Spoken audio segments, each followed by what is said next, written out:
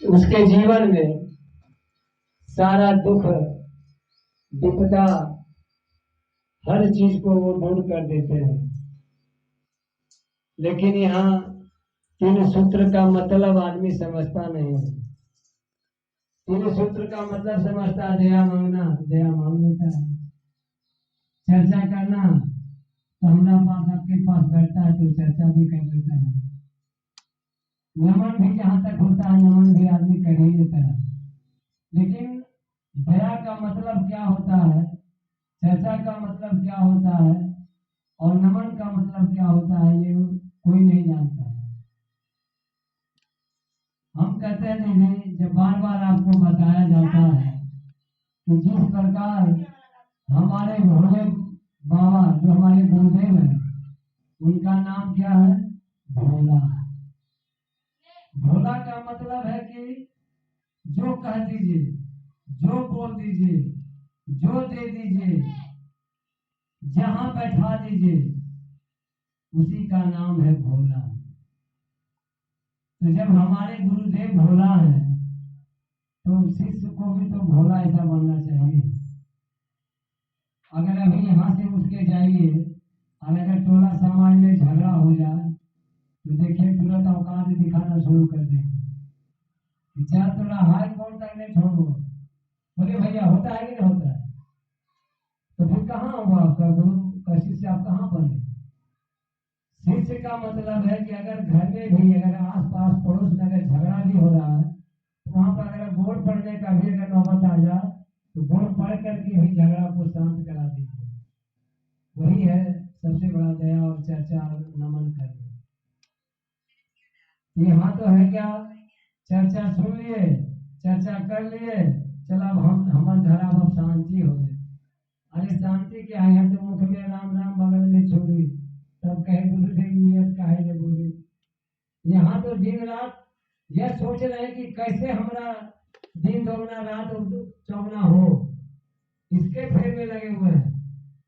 लेकिन यह सिर्फ दिखावा है कि हम गुरु चर्चा करा रहे हैं या हम गुरु का शिष्य बने हुए हैं।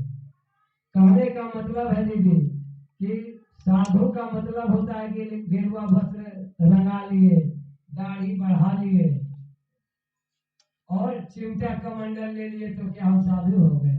नहीं, साधु का मतलब होता है जो कि साधना करे, घर में रह के, परिवार में रह के, समाज में रह के जो व्यक्ति साधना करता है, अगर कोई तुमको गाली भी दे दे तो आप ये कान से सुनिए, ये कान से निकाल दीजिए,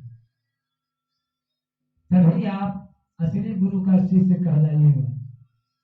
और अगर आपके पास अगर किसी का बात सहने का शक्ति नहीं है तो फिर आप क्या दया मांग रहे हैं, क्या चर्चा कर रहे हैं, क्या 108वां नमन कर रहे हैं?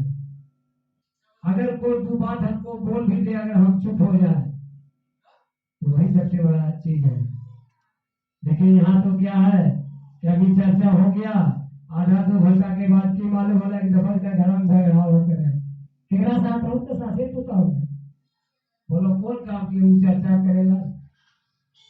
चर्चा का मतलब है कि अगर आपके घर में अशांति है, अदृश्य शक्ति आपके घर में आके बैठ गया है, आप कमा रहे हैं 200 रुपया और खर्चा हो रहा है 500 रुपया, उसके लिए आदमी चर्चा कराता है। कहीं हमारे घर में भूत पिचास के तो फेरवाने हैं, चल दूसरे लाने 1000 रुपया लगने चर्चा करा दे, शांति हो जाती। फिर तो बिहान के उतरे क्रियाक्रम करना है। तो दीदी इस सब चीज को छोड़िए और गुरु का जो शिष्य बने हैं तो जिस प्रकार हमारे भोला है उसी प्रकार आप भी भोला बनिए। अगर कोई कुछ आपसे मांग बैठे, देखिए कहते हैं हम लोग कि ये मेरा शिव शिष्य परिवार है। शिव शिष्य परिवार का मतलब होता है दीदी कि आपके दुख में सुख में हम खड़ा रहे, शरीर से, अगर पैसा है तो पैसा से, आदमी अगर आपके पास है तो आप आदमी से आप खड़ा रहिए उसके पास। तब ने कहते कि हमारे काम गुरुदेव करवा देखो। यहाँ तो सब बात तो है नहीं दीदी। चलिए हमारे ऋषिदेव भैया आ गए, हम बहुत बहुत उनको भी धन्यवाद देते हैं और हमारे गुरुदेव का दया है। चलिए इन्हीं शब्दों के साथ मैं अपने वाणी को विराम देता हूँ और फिर से आए हुए तमाम गुरु भाई गुरु बहन को मैं कोटि कोटि नमन करता हूँ। मेरा नमन स्वीकार हो।